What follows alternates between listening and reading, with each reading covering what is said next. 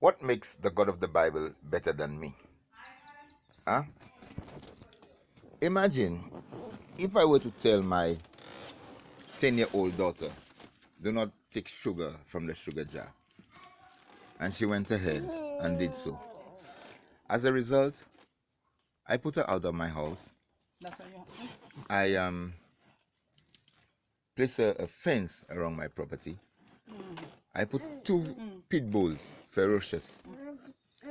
And I tell my neighbor, don't give anything to my daughter.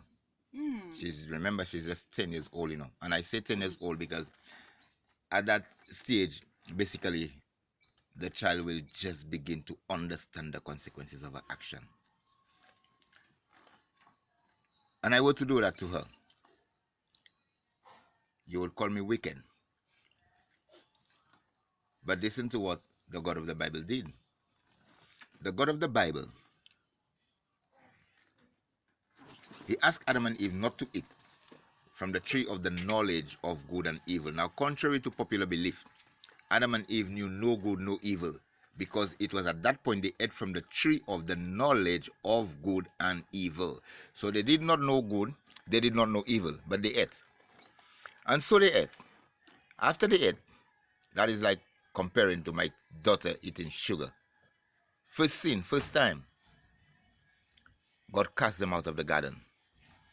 That is me putting my daughter out of my house for eating sugar.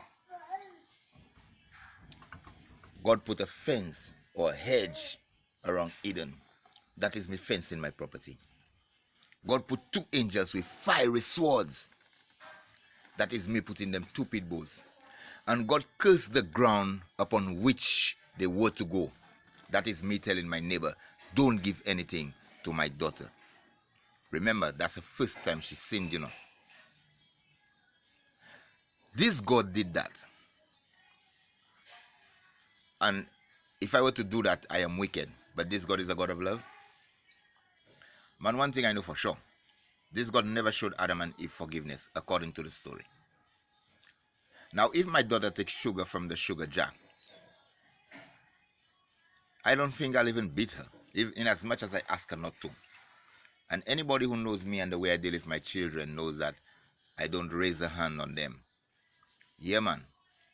I don't do that because the God of the Bible that people serve is more deserving of a beating than these children, And when I look at life, a lot of adults are more deserving of beating than the children that they beat. So I don't raise hands on my children. We talk about things. My children are included in decisions making, but not for the God of the Bible. The God of the Bible is either you do or you die. You out. I say do this, you better do that, or else.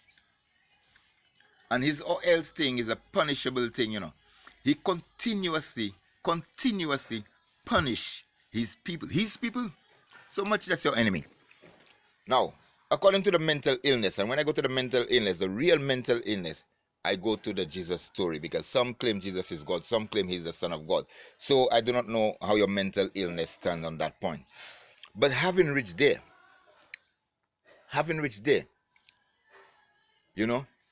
this God is telling you to forgive. But here, who he wants you to forgive? Forgive your enemy and do good to those who spitefully abuse you or hurt you, or however you want to put it, or people who offend you, in layman's term.